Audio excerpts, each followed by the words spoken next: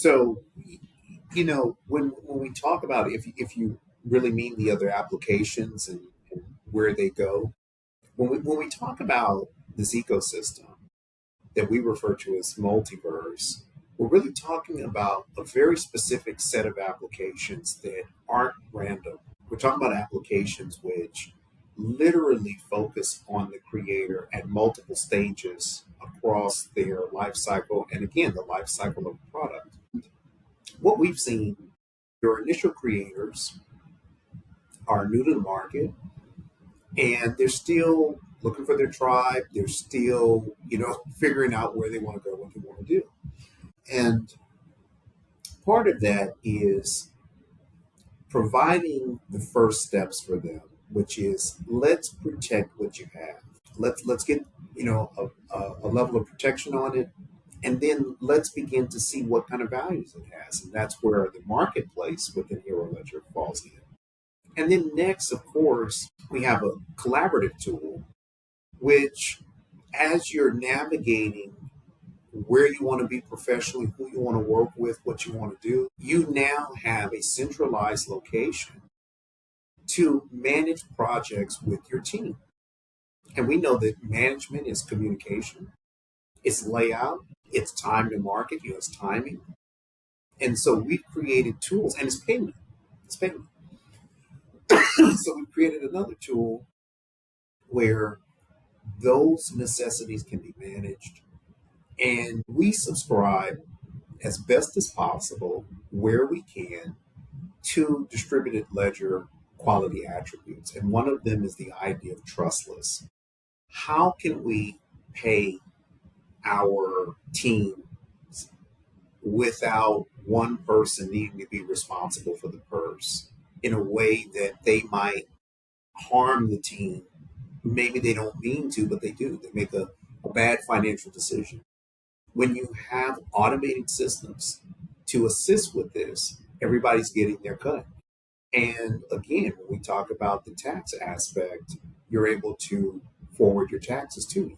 You can through our system, we have a tax wallet, and you assign, what your estimate is and have it ready.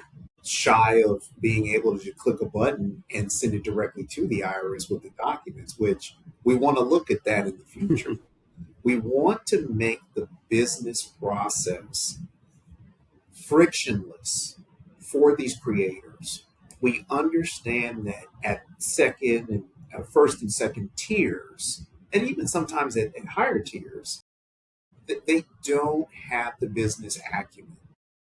They want to do the right thing. They're making the best decisions they know how. And some are making some phenomenal decisions. I don't want to take anything away from that. But we do find a lot who are confused and scratching their head as to, okay, I know what I want to do, but how do I structure this around the business?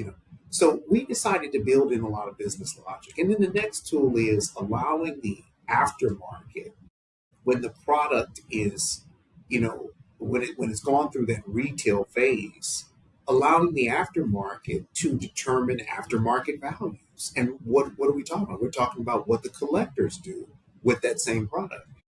And one of the gaps that we kind of see, unless you're a creator and you have, an auction house has a special auction for your work, you may not benefit financially when it's in the secondary market. It's beyond your reach at that point.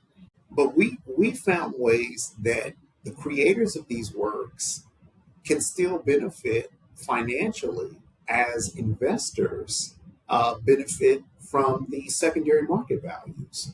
And so we have a tool for that too. We have a tool that essentially helps them to manage all of their relationships, all of their documentation, It is an ecosystem. There has been no other ecosystem except the traditional environment. And that's one where a lot of creators have had to wait until an innovator came forward with something. And then if the innovator came forward with it, it had to match what that creator needed. If it didn't match and it was, just for the illustrators and not for the writers, then you don't get that level of, you don't get that step up you need. Right. And we just decided to look at everybody.